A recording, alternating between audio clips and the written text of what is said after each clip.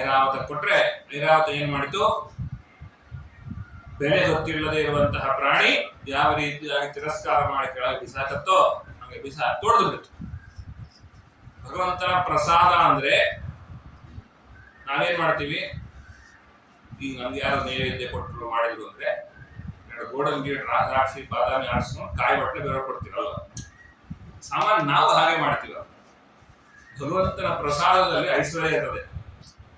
ಹಾಗಾಗಿ ಐಶ್ವರ್ಯವನ್ನ, ಭಗವಂತನ ಪ್ರಸಾದವನ್ನ ನೀನು ಕಡೆಗಣಿಸಿದ್ರಿಂದಾಗಿ ಕಾರಣ ಇಲ್ಲ, ಪ್ರಸಾದ ಬೇಡ ನಿಂಗೆ, ಹಾಗಾದ್ರೆ ಐಶ್ವರ್ಯವೂ ಇಲ್ಲದೆ ಆಗೋಗ್ಲಿ.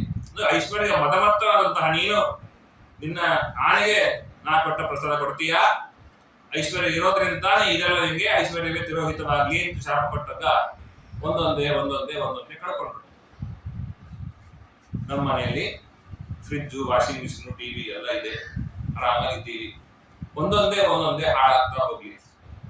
ಮನೆಯಿಂದ ರಿಪೇರಿ ಮಾಡ್ಲಿಕ್ಕಾಗದೆ, ಮನೇಲಿ ಇಟ್ಕೊಳ್ಲಿಕ್ಕಾಗದೆ, ಸತ್ತರ್ಲಿಕ್ಕಾಗದೆ ಒಂದೊಂದೇ ಕೊಟ್ಟಾಗ ಗೊತ್ತಾಗುತ್ತೆ. ಮೊದ್ಲಿಗೆಲ್ಲ ಅಭ್ಯಾಸ ಇರ್ತಿತ್ತು, ಈಗಿಲ್ಲ. ಕೈಯಲ್ಲಿ ಬಟ್ಟೆ ಒಗಿಬೇಕು, ಪಾತ್ರೆಬೇಕು, ಇನ್ನೊಂದೇನೋ ಮಾಡಬೇಕು. ಆವಾಗ ಸೌಕರ್ಯಗಳು ನಾಶ ಆದಾಗ ನಮ್ಗೆ ಏನ್ ಕಷ್ಟ ಆಗುತ್ತಲ್ವ, ಇಡೀ ಇಂದ್ರನ ಮಣಿ ಬರಿದಾಗೋಯ್ತು. ಆಗ ಭಗವಂತನ ವೈಚಿತ್ರ ನೋಡ್ರಿ, ಏನ್ ಮಾಡ್ಬೇಕು ಅಂತ ಬ್ರಹ್ಮದೇವರಲ್ಲಿ ಕೇಳಿದಾಗ ಭಗವಂತನಲ್ಲಿ ಕೇಳೋಣ ಅಂತ ಭಗವಂತನ ಬಳಿ ಬಂದಿದ್ದಾರೆ. ಭಗವಂತ ಹೇಳ್ತಾನೆ, ಒಂದು ಕೆಲಸ ಮಾಡ್ರಿ, ನಿಮ್ಮ ಸಂಪತ್ತೆಲ್ಲ ವಾಪಸ್ ಸಿಗಬೇಕು ಅಂದ್ರೆ ಮಥನ ಮಾಡ್ರಿ. ಮಥನ ಮಾಡಿ ಅಂದಾಗ ಮಥನ ಮಾಡೋದೆಲ್ಲಿ? ಮಥನ ಮಾಡೋದು ಯಾವ್ದ್ರಿಂದ? ಯಾರ್ಯಾರು ಮಥನ ಮಾಡ್ಬೇಕು? ನೀವು ದೇವತೆಗಳು ದೈತ್ಯರು ಇಬ್ರು ಇದ್ದೀರಲ್ಲ, ಸೇರಿ ಮಥನ ಮಾಡಿ. ದೇವತೆಗಳು ದೈತ್ಯರು ಇಬ್ರು ಹೊಡೆದಾಡೋರು ಸಮ್ಮಿಶ್ರ ಸರ್ಕಾರ ಏನ್ ಮಾಡ್ಲಿಕ್ಕೆ ಸಾಧ್ಯ? ಮೊಟ್ಟ ಮೊದಲು ಸಮ್ಮಿಶ್ರ ಸರ್ಕಾರದಲ್ಲಿ ಇಬ್ರು ಬರೋಣ, ಇಬ್ರು ಒಟ್ಟಿಗೆ ಇರೋಣ, ಇಬ್ರು ಮಥನ ಮಾಡೋಣ, ಸಿಕ್ಕಿದ್ದನ್ನು ಇಬ್ರು ಹಂಚಿಕೊಳ್ಳೋಣ. ಯಾವುದೇ ಪಕ್ಷಗಳು ಒಟ್ಟಾದರೂ ಚುನಾವಣೆ ಗೆಲ್ಲೋ ತನಕ ಮಾತ್ರ, ಗೆದ್ದ ಮೇಲೆ ಅವರವರ ಬಾಲ ಅವರವರೇ ಇಟ್ಕೊತಾರೆ. ಹಾಗಾಗಿ ಮೊದಲು ಮಾತಾಡಿಕೊಳ್ತಾ ಇದ್ದಾರೆ. ಆ ಮಾತಾಡಿಕೊಂಡು ಮಂದರ ಪರ್ವತವನ್ನ ಮಥನ ಮಾಡಬೇಕು. ಹಗ್ಗೆಯಲ್ಲಿ ವಾಸುಕಿ ಹಗ್ಗ ತಂದು ತರಬೇಕಾದ್ರೆ, ಮಂದರ ಪರ್ವತ ತರಬೇಕಾದ್ರೆ ಬಹಳ ಕಷ್ಟ ಆಯ್ತು. ಎಲ್ರು ಏನ್ ಅನ್ಕೊಂಡಿದ್ರು, ಎಲ್ರು 2 ಕೈ ಹಾಕಿದ್ರೆ ಎತ್ಬಿಡ್ಬೋದು. ಯಾಕಂದ್ರೆ 4 ಕೈಗಳಿದೆ ದೇವತೆಗಳಿಗೆ. 2 ಅಲ್ಲ 4 ಅಲ್ಲ 40 ಕೈ ಹಾಕಿದ್ರೆ ಎತ್ತಕ್ಕಾಗಲ್ಲ. ಭಗವಂತನ ಪ್ರಾರ್ಥನೆ ಮಾಡ್ತಾರೆ. ಭಗವಂತ ಆ ಮಂದರವನ್ನ ತಾನೇ ಎತ್ತಿ ಗರುಡನ ಮೇಲೆ ಇಡ್ತಾರೆ. ಇಡುವಾಗಲೂ ಕೂಡ ಸ್ವಲ್ಪ ಆ ಕಡೆ ಈ ಕಡೆ ಬೀಳ್ಬೋದು ಅಂತ ಕೈ ಇಡ್ತಾರೆ. ಭಗವಂತ ಅಂತಾನು, ಈ ಜವಾಬ್ದಾರಿ ತಗೊಳ್ರಿ ಇದಕ್ಕೆ ಅಂತ ಬಿಟ್ಟ ಮತ್ತೆ ಬೀಳಿಸ್ರ, ನೀನೇ ಹಿಡಿಬೇಕು. ಅದೇನೋ ಸುಮ್ಮನೆ ಆಕ್ಟಿಂಗ್ ಮಾಡ್ತಿರ್ತೀವಿ. ಗೋವರ್ಧನ ಇದ್ದಾಗ ಗಜೇಂದ್ರ ಕೋರ್ ಹಿಡಿದಂಗೆ ಸುಮ್ಮನೆ ನಾವು ನಟನೆ ಮಾಡ್ತಿರ್ತೀವಿ. ಯಾಕಂದ್ರೆ ನಾನ್ ನೋಡಿದವ್ರು ಏನ್ ಅನ್ಕೊಳ್ಳಲ್ಲ, ಏನ್ ಆರ್ತಿಗಳಪ್ಪ ದೇವತೆಗಳು ಎಲ್ಲ ತಗೊಂಡು ಮಾಡಿಸ್ಕೊಂತ ಆಗ್ಬಾರ್ದಲ್ಲ. ಮತ್ತೆ ವಾಪಸ್ ಗರುಡದೇವ ಅಹಂಕಾರ ಆಯ್ತು, ಬರ್ಬೇಕಂತ ನಾನ್ ಬರ್ತಾ ಇದ್ದೀನಿ, ನೋಡಿದ್ರೆ ಯಾರ ಕೈಲೂ ಆಗದಿರೋದು ನಾನ್ ಬರ್ತಾ ಇದ್ದೀನಿ ಅಂತ ಸ್ವಾಮಿ ಅಂದ. ನಿನ್ನೊಳಗೆ ನಾ ಹಾರ್ತಾ ಇದ್ರೆ ನೀ ಹಾರ್ತೀಯ. ಆ ರೂಪದಲ್ಲಿರೋ ಪವರ್ನ ಕಡಿಮೆ ಮಾಡು. ಇದಕ್ಕಿದ್ದಂಗೆ ಬಲ್ಬಲ್ ಲೈಟ್ ಕಮ್ಮಿ ಆಗುತ್ತೆ ಅಂತ ಹಂಗಾಯ್ತು. ಮತ್ತೆ ಕೆಳಗೆ ಬೀಳಕ್ ಶುರು ಆಯ್ತು. ಭಗವಂತ ಸಾರಿ ಕ್ಷಮಿಸ್ಬಿಡಪ್ಪ, ನಿನ್ನ ಒಳಗಿರೋನನ್ನ ಸ್ಮರಣೆ ಮಾಡದೆ ನಾ ಹೊರತಾ ಇದ್ದೀನಿ ಅಂತ ಅಂದ್ಕೊಂಡಾಗಾಯ್ತು ಅಂತ ಮತ್ತೆ ವಾಪಸ್ ಲಿಫ್ಟ್ ಮಾಡಿದ ಭಗವಂತ. ಹೀಗೆ ಒಂದು ಬೆಟ್ಟ ತರುವಾಗ್ಲೇ ಇಷ್ಟ ಆಯ್ತು. ಹಾವು ವಾಸುಕಿ ಅಂತ ಹೊತ್ಕೊಂಡ್ ಬಂದ್ರು.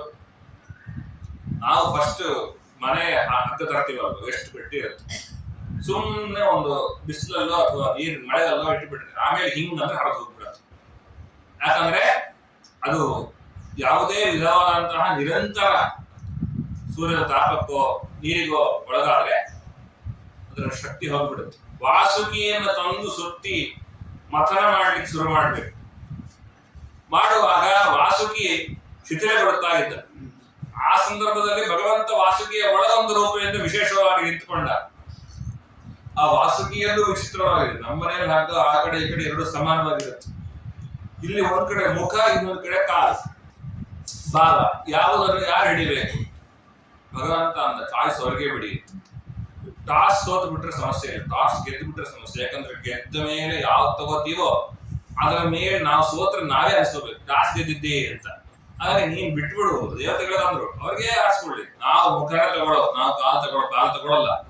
ಒಂದ್ರ ಭಾಗ ಹಿಡಿಯೋದು ಅಂದ್ರೆ ಸಾಧ್ಯನೇ ಇಲ್ಲ, ಬಿಟ್ರು ದೇವತೆಗಳು.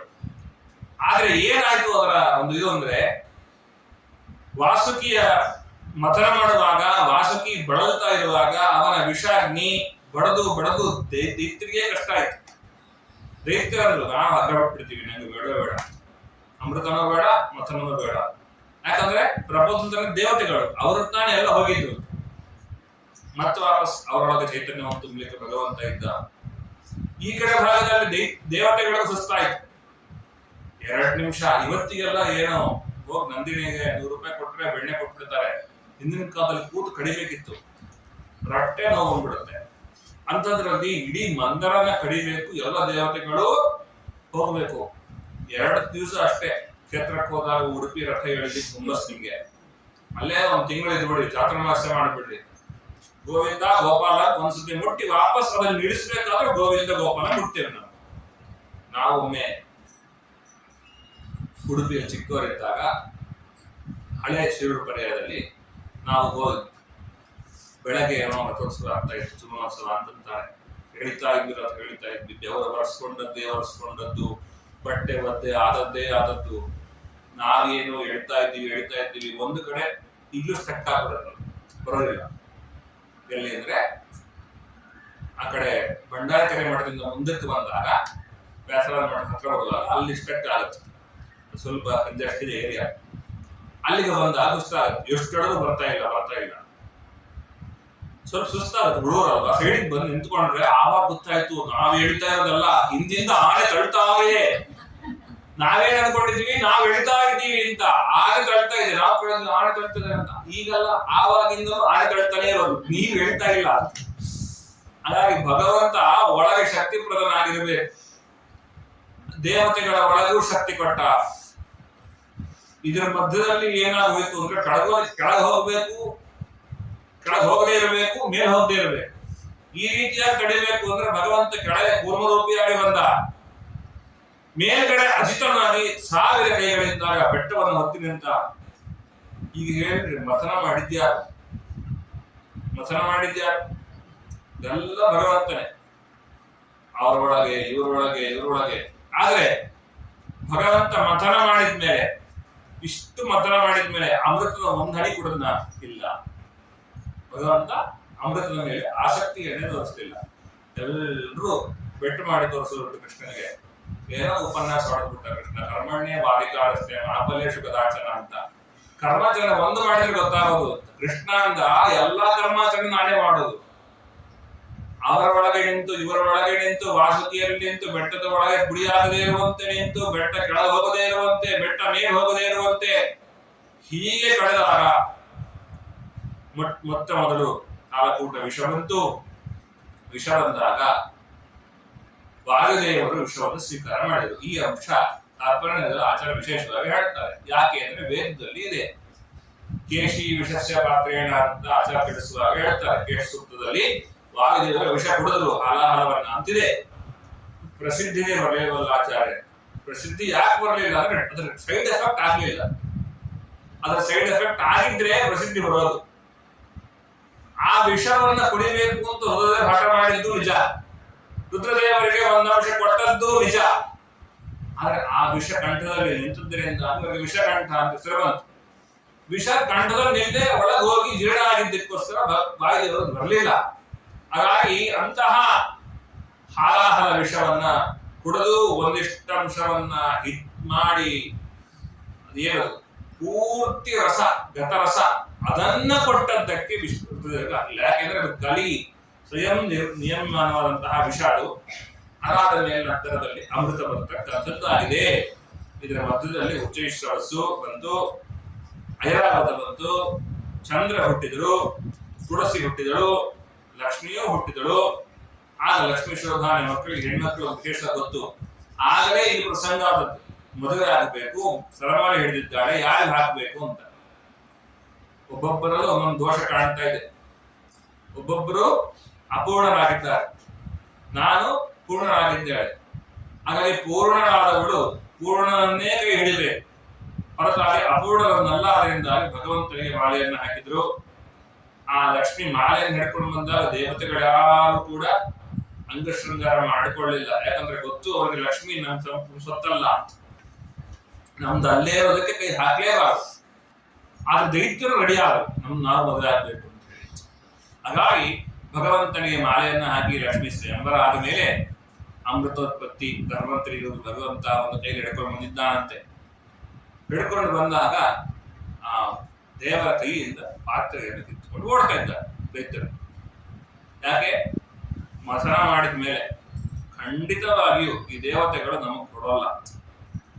ಹಾಗೆ ದೈತ್ಯರು ಸ್ವೀಕಾರ ಮಾಡಿದರೆ ದೈತ್ಯರ ಕೈಯಿಂದ ಭಗವಂತ ಅದನ್ನು ಬಹಳ ಉಚಿತವಾದ ಉಪಾಯದಿಂದಾಗಿ ಪಡೆಯಬೇಕು ಅಂತ ತಾನೊಂದು ಹೆಣ್ಣಾದ. ಎಲ್ಲರನ್ನ ಮೋಹ ಮಾಡಿರುವ ಕಾರಣದಿಂದಾಗಿ ಅವಳಿಗೆ ಮೋಹಿನಿ ಅಂತ ಹೆಸರು ಬಂತು. ಆ ಮೋಹಿನಿ ದೈತ್ಯರ ಕೈಯಿಂದ ಅವರೇ ತಂದು ಕೊಡ್ತಾ ಇದ್ದ, ನೀನೇ ಹಂಚು ಅಂತ. ಅದಕ್ಕೆ ಆ ಭಗವಂತ ಹಂಚುವ ನೆಪದಲ್ಲಿ ದೇವತೆಗಳಿಗೆಲ್ಲ ಕೊಟ್ಟು ಅದರ ಮಧ್ಯದಲ್ಲಿ ಒಂದು ಕೂತಂತಹ ರಾಹುಕೇತು ಆ ಅಮೃತಪಾನ ಮಾಡಿದ ಗಂಟ್ಲು ಒಳಗೆ ಹೋಗದೇ ಇರುವಂತೆ ಆ ತಲೆಯನ್ನು ಕತ್ತರಿಸಿ, ಇಷ್ಟೆಲ್ಲ ಆದ ಮೇಲೆ ಅವರಿಬ್ಬರಿಗೂ ಯುದ್ಧ ಆಗಿ ದೊಡ್ಡ ಪ್ರಸಂಗ ಎಲ್ಲ ನಡೀತು ಅಂತ ಇಷ್ಟು ಪ್ರಸಂಗಗಳು ವಿಶೇಷವಾಗಿ ಬರ್ತಕ್ಕಂಥದ್ದಾಗಿದೆ.